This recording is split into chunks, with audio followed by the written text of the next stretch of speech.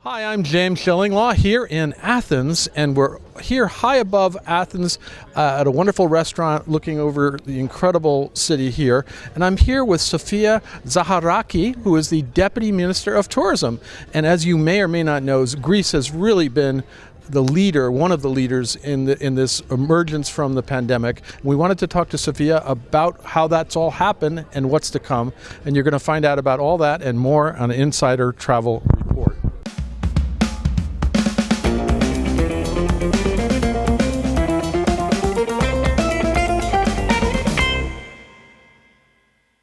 Now, Sofia, first of all, it's great. I just arrived. It's wonderful to be here.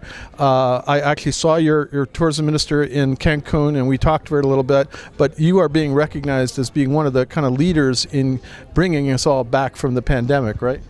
Well, and we are so very much proud of it. James, I would like to welcome you here in Athens and Greece. And I mean, it's in such a beautiful place. And actually, we're here in one of the two hills here in Athens. People kind of visit it a lot because there is a beautiful church. People, get married here. Or they eat. Or yes, or they eat, as we're going to do, like very soon. But you just mentioned something that is very dear and precious to us. This recognition of this whole effort that has been happening since last year under the direction of the Prime Minister Kyriakos Mitsotakis and of course our Minister and all the competent ministers, because in order to get this started and restart tourism, it took a lot of effort and coordinated effort. So how did this happen? Last year we opened and it was a safe opening. When did you open first? In the last year, it was beginning of June. Okay. So beginning of June, we started receiving our family because we consider, the people who come here to Greece as our family. So they came in June, and after, the rise of the cases sometime in September, October, you saw that the numbers were a little bit decreasing. And of course, we know that last year it was such a challenge for the whole world as far as traveling. Just to get here because they had to leave their own countries without worrying about getting quarantined when they came home, right? Yeah, of course. And of course it was the quarantine. We didn't have the vaccine, which is the biggest gift that science has given us. And I urge everyone to get vaccinated because and in fact, you have high vaccination levels here in Greece, right? We do, and we're trying to improve it. That's why we are running different schemes and different ventures on islands in order to get every islander vaccinated, because it's very important for us that when you receive somebody and you receive them at your restaurant or in your hotel, you are vaccinated and they feel safe and you feel safe. Right. So getting back to the question, so it was a very daunting year. We saw the numbers, collapsing. Back in 2019, we had received 33 million citizens, people who came here. Last year, it was just 7 million. That's a big drop. It's a big drop, but for us, it was also a sign of resilience. Because tourism was resilient, and their people, the heart, of course, of tourism, the people, they stood there, and they were really, cautious to making everybody feel welcome. And that's why when you were in Cancun with my minister, Greece received the highest degree. Right. That we received an award on having restarted tourism in the safest way. It was very important for us. So in February, we announced that we're gonna reopen Greece. 2021 on May 15, we did it. And you did it. You kept to the promise. We kept our promise, and I think this is a vote of confidence because companies, can build on their itineraries, and of course the citizens can start, researching and seeing where we're gonna go. We're gonna go to Athens. We're gonna go to Mykonos, to Santorini, or even go to the mountains, because we have such a beautiful landscape here and so many things to do. So I think that it was this compliance of words and actions that is really giving us now a very high brand name as a country, and we're very proud of that. And then the other thing is you became kind of a haven for the cruise industry, which I know I was talking to your minister, and he said you offered cruise lines a way out where they could start their cruises here in Athens, and a lot took you up on that offer, right? They did, and we have, along with the very seamless connectivity also with the companies, because we have American companies flying directly to Athens. Right. The biggest number we have had in the last years, more than 9 every week, which is direct flight, and new cities that have already been included in their itinerary. So you can start from DC, you can start from Chicago, you can start from Atlanta, and come here where you can get the boat from Piraeus as a home port. And it was very important that we were able to draft updated protocols that really promote safety and at the same time make cruising very viable. Because for a company to decide to come to Athens, to come to Greece, start from Piraeus and then go on a cruise in the Aegean or Eastern Mediterranean, it's very important that they have every, we alleviate any burden. So we try to do it as a government and improve, of course, port infrastructure was very important. We're going to keep on doing that, and the cruise ship can really, and the cruise companies can really feel like it's a home to them.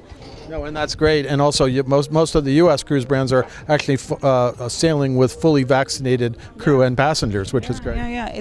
This is very important. Safety first, as everybody says, and we hope that when we actually, we travel in our own Ithaca and reaching there, it's gonna take a lot of challenges. But we hope that after 22 and 23, we're gonna see such a large rise in numbers, and people can start travel safely again as they do this year. Hopefully even better next year with better infrastructure. And of course, with no need to wear masks or feel this insecurity. Now, right now, what does it take to get into Greece for an American? To get it, I'm sorry? What does it take to get into Greece for an American? You have to be, first of all, let me just add that America is one of the first countries that we allowed that they can start travel. It is even before May 15. So we made this exception for the European countries, Schengen area countries, and the United States too. So somebody who wanted to travel, of course, if the country allowed it, the coming where you come from, you could travel here. So now you have to be vaccinated, having received the second dose, of course, and then you can either have your PCR test of 72 hours or a rapid test of 48 hours. And of course, you don't have to vaccinate children that are younger than 12. They can, come with their parents or, not even without a test.